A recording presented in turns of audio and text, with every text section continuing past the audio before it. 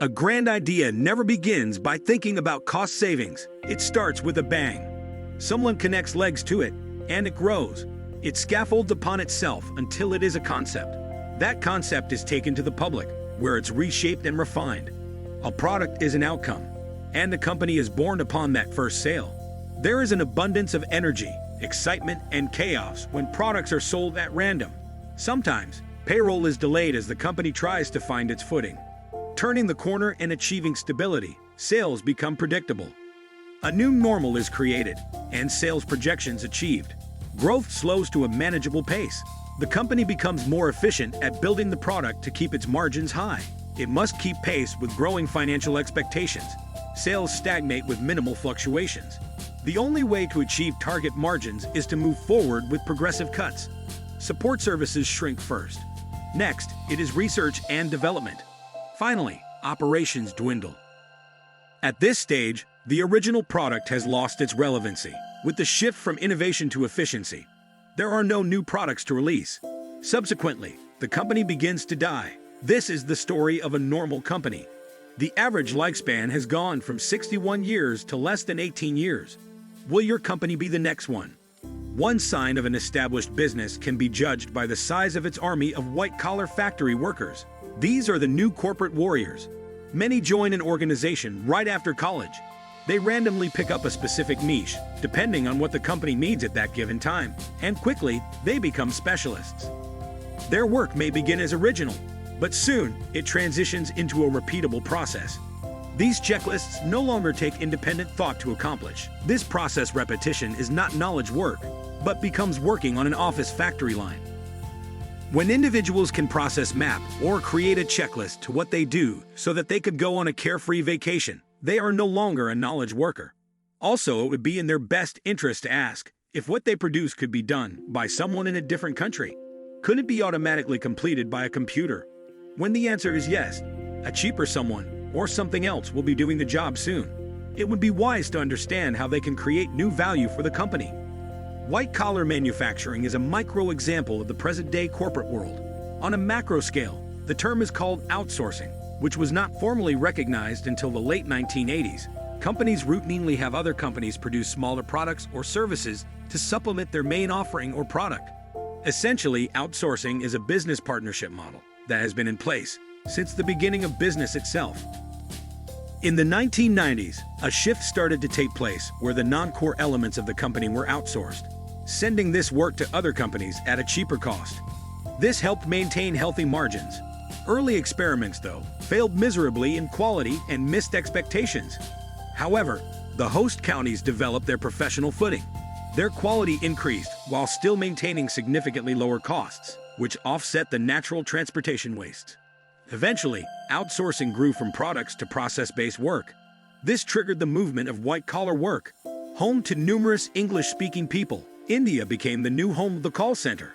As more businesses expanded to the Far East, the talent pool of software developers was recognized, hence displacing larger sections of a company's workforce into new countries that could perform at much cheaper levels. Outsourcing then moved into the region of knowledge work. Assisted by technological advances, the value of face-to-face communication was minimalized as the cost of service decreased. An early example is going to a local accountant in San Antonio. After meeting in person with the client, the accountant would then forward instructions to their counterparts in Bangalore, India.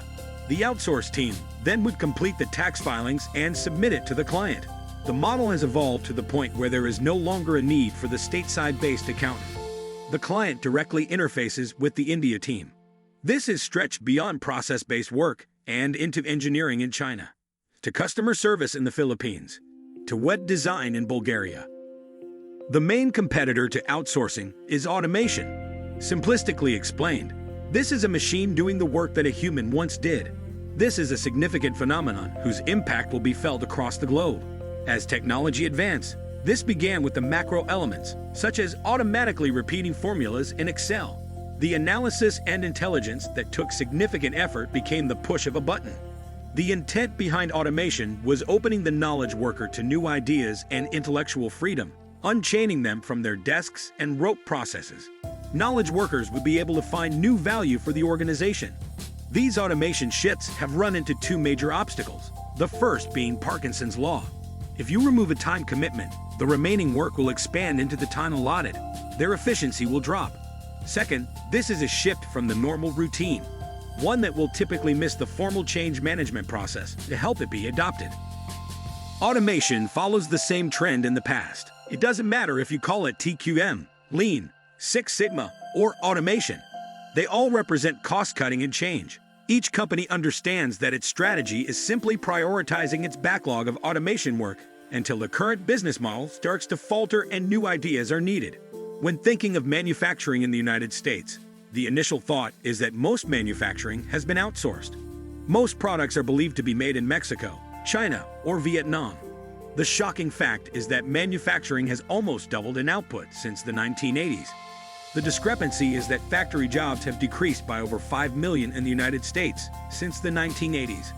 It is in the best interest of the company to build its product as close as possible to the consumer. Some companies outsource their manufacturing overseas. Others tried to become more efficient. The more successful companies invested in automation and robotics. The second half of automation is data, including the building of massive data libraries on behavioral patterns, interests, and insights. With this, data scientists have been able to apply probability models to help predict the future. This is not a new phenomenon. As far back as the early 19th century, Napoleon used mathematicians to try to simulate battles and calculate losses before they happened. The key difference today is that the treasure trove of data to aid in the predictive analysis is significantly greater. When sifting through data, statisticians can build formula experiments. This includes merging variables to predict outcomes. When statisticians perfect a prediction, this is turned into an automated process. Later, the automated process is set free to run constantly while the data scientists move on to their next experiment. These automated processes are designed to perform an analysis and make quantitative-based decisions based on their predictions.